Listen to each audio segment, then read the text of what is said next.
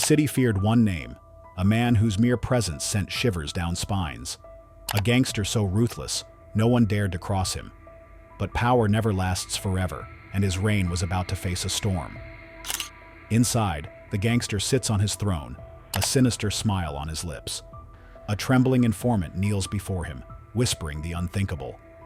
Another gang was rising, spreading its terror like wildfire. The gangster's smile fades. Without a word, he grabs a knife, shoves it into the man's mouth, and with one swift motion, slash! Blood splatters. Message received. No one challenges him and lives. A shadow moves in the darkness. It's Sakata. He climbs the terrace pipe, slipping through the defenses like a ghost. In a heartbeat, fists fly, bones crack, and screams fill the night. He is a storm, tearing through guards like paper. One bodyguard rushes him. Wrong move. Sakata lifts him and sends him crashing into a group of guards below. Panic. The gangster rushes outside, but his driver is slumped over the steering wheel, dead. He turns, racing back inside. He yanks open a drawer. His gun. But before his fingers close around the trigger, Sakata steps through the doorway, eyes burning with vengeance. And just like that, the hunter becomes the hunted. But this is just the beginning. Will Sakata get his revenge, or will the shadows swallow him whole? Hit subscribe and turn on notifications, because trust me, you don't want to miss what happens next. The gangster's right-hand man lunges at him. A brutal fight erupts. The room shakes with their blows. Sakata is caught, slammed into a table. The enforcer grabs a sharp object, ready to end him. But Sakata is faster. A flash of steel, and the enforcer's hand is gone. A scream echoes. Blood spills. Sakata doesn't flinch. He turns toward his true target. The gangster stands, gun trembling in his hand. Fear flickers in his eyes. In desperation, he fires wildly. Bang! Bang! But in his panic, he doesn't realize. He's shooting his own man. The enforcer's lifeless body drops. Now it's just him and Sakata. A single bullet, a final gasp, and the gangster falls. But the nightmare isn't over. More gang members rush in, ready to finish Sakata. He doesn't see them, but someone does. A single gunshot rings out. It's Fujita, Sakata's employer, the man who runs the underground security agency. He steps forward, nodding approvingly. Good work. But Sakata is done. No more, he says. Retirement calls. A peaceful life with his family. A small house, laughter filling the air. His wife, his daughter, Dio. He embraces them, feeling human again. He steps into the shower, letting the water wash away the past. But then, a noise, a sound that shatters his peace. Masked men, his wife and daughter held at gunpoint. A gang leader steps forward, removing his mask. He smirks. You did us a favor, Sakata. By wiping out the Yahuja gang, you cleared the path for us. But there's just one problem. You.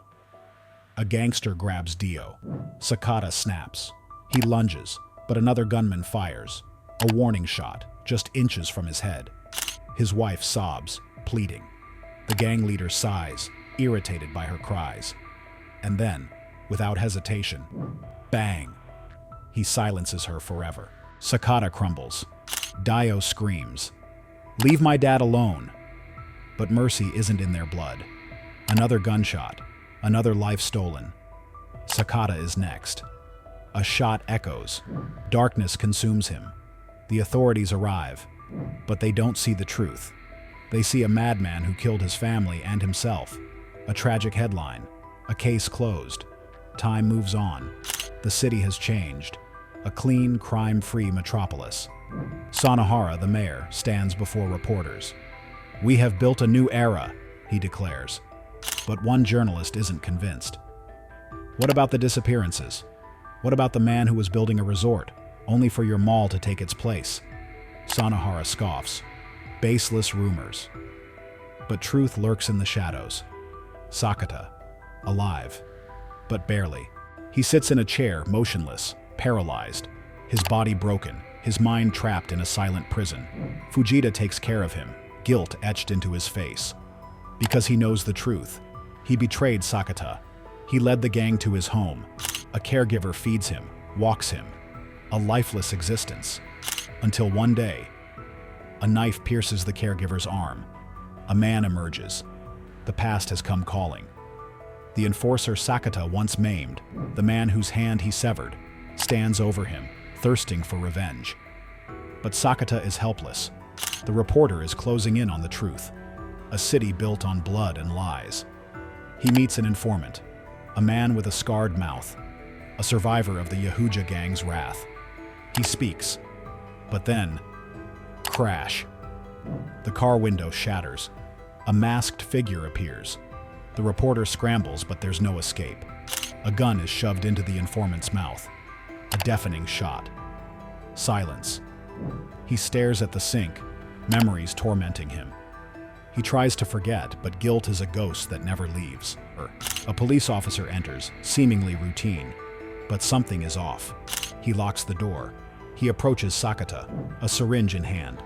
Poison drips into the IV line. Sakata watches, rage burning in his paralyzed body. And then, he moves. With sheer willpower, he rips out the IV, falls to the floor. The officer lunges, but Sakata counters, pulling him down. Weak, but determined. They struggle. A gunshot rings out. Guards rush in. One officer sees the masked traitor and understands everything. He turns his gun on the corrupt officer. A fight erupts. Chaos, blood, betrayal. And then, Sakata rises. He is weak, but he is awake. He stares at Fujita, who stands at the door, stunned. The storm that was once Sakata is back. His face darkens. He turns to his men. Bring me Sakata's corpse. The hunt has begun. And now, the real battle begins. Will Sakata survive the hunt, or will the shadows finally claim him? Drop your thoughts in the comments below. Who do you think will make it out alive? And after the scene cut, he wants to show us. The dimly lit warehouse buzzed with quiet chaos. In the center of it all, a lifeless body lay still, a grim sign of the violence that had already unfolded. Around the corpse, young women worked in silence, their hands mechanically packing drugs into hidden compartments. The entire scene felt like an illusion, a mirage of crime and death. But outside, the real storm was brewing. Security footage flickered, capturing a lone figure moving like a shadow against the night. Sakata. His presence sent waves of fear through the ranks. On the front gate, the watchman caught sight of his car and took aim. The gunshot echoed, but the bullet found an unintended victim, Sakata's caretaker. Blood splattered against the pavement as Fujita, barely stepping out of cover, took another hit. Wounded but resolute, he gritted his teeth, lifted his gun, and fired. The watchman's body collapsed with a dull thud. Sakata stormed into the factory, his fists and blades a whirlwind of destruction. Every step was a battle, every breath a fight for survival. Armed men lunged at him from all directions, their weapons flashing in the dim light. But he was faster, deadlier. He weaved through them like a ghost, breaking bones, slashing throats, and crushing skulls with mechanical precision. A sudden whirring sound filled the air. A crane screeched into motion. The operator smirked, thinking he had the upper hand as he lifted Sakata off the ground, tossing him towards a massive industrial machine. His body slammed into the metal with a sickening crack, but he didn't hesitate. Before his attacker could react, Sakata's hand flew to his belt, gripping a knife. He hurled it with unerring accuracy. The blade pierced the man's throat, silencing him instantly. The fight was far from over. Another enemy sat atop a moving conveyor belt, gun raised. Sakata leaped through the air, dodging bullets, landing hard on the belt before lunging forward. With a swift motion, he grabbed the gun, twisted it, and turned it against the shooter.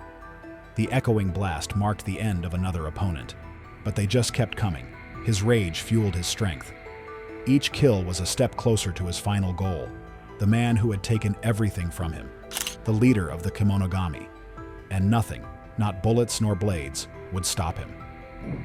At last, he reached the top floor. But the moment he arrived, his heart sank. The leader was gone. A sinister laugh echoed in the distance as a phone screen lit up. A button was pressed. Then, boom! Flames erupted around him, engulfing the building in a roaring inferno. Smoke and debris choked the air as the structure crumbled.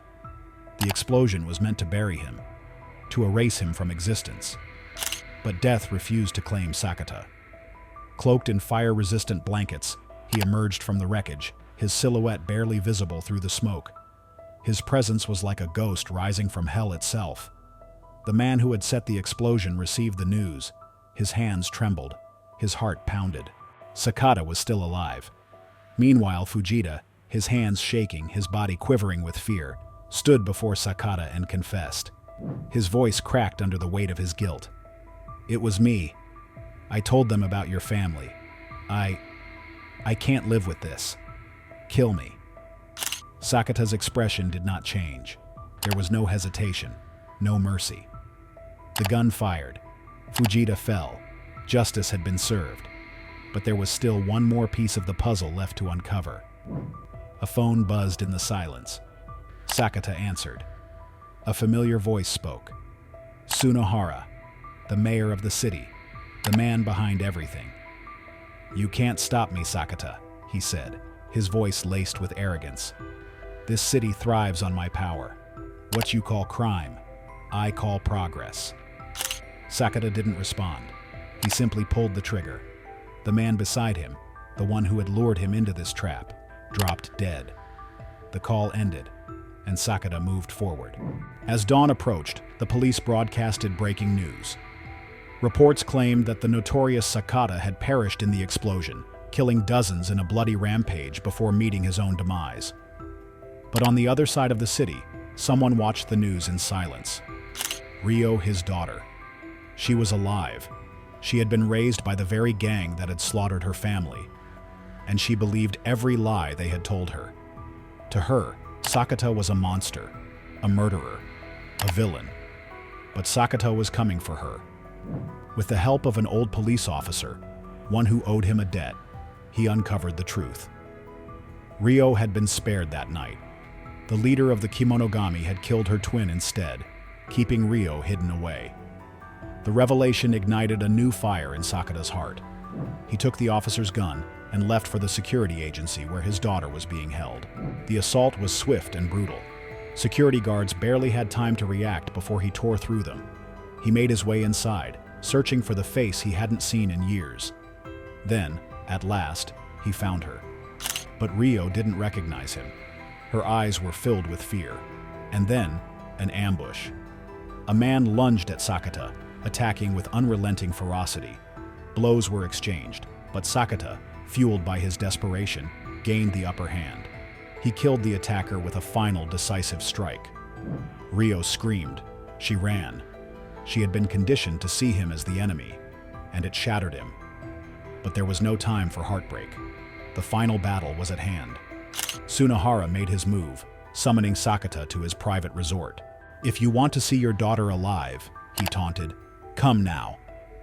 And so, Sakata prepared.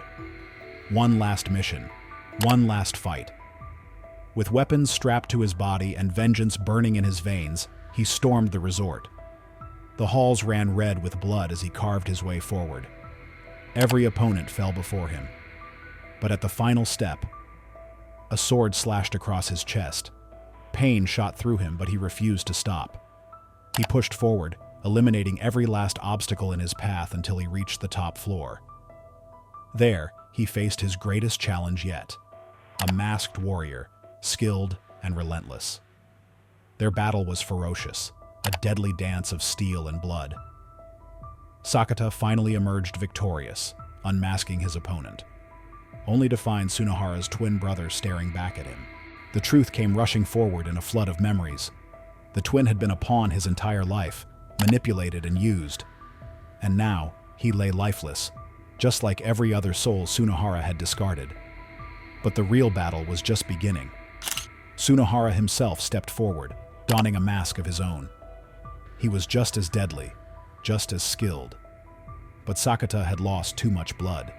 His strength was failing. And then, slash. His arm was severed. He fell to his knees. Tsunohara laughed, reveling in his victory. But Sakata, through sheer will alone, lunged forward one final time. His blade found its mark. Tsunohara's mask shattered. His body fell. The demon of the city was dead. But as Ryo stood there, witnessing the truth unfold before her eyes, another figure approached. The man who had raised her. The man who had stolen her from her real father. "I am your real father," he whispered. Ryo's heart pounded. Lies, lies, lies. Sakata, even in his weakened state, struck first. His blade tore through the man's chest. At last, Ryo saw the truth. She fell into Sakata's arms, and for the first time, he held his daughter. Then, with a soft smile, he closed his eyes and died. The police swarmed the resort. They cleaned up the bodies. But among the fallen, one man survived. Tsunohara's twin. Days later, the city welcomed a new mayor. The twin took his brother's place. He wore his mask, continued his legacy. The cycle of corruption lived on. But Ryo had learned from her father. She did what he couldn't. With her sword in hand, she struck down the last demon. And as she drove into the night, her father's photo resting on the dashboard, she knew this fight was finally over. And that's how the legend of Sakata came to an end. Or did it? What do you think? Did Ryo truly break the cycle, or is another storm brewing? Let me know in the comments below.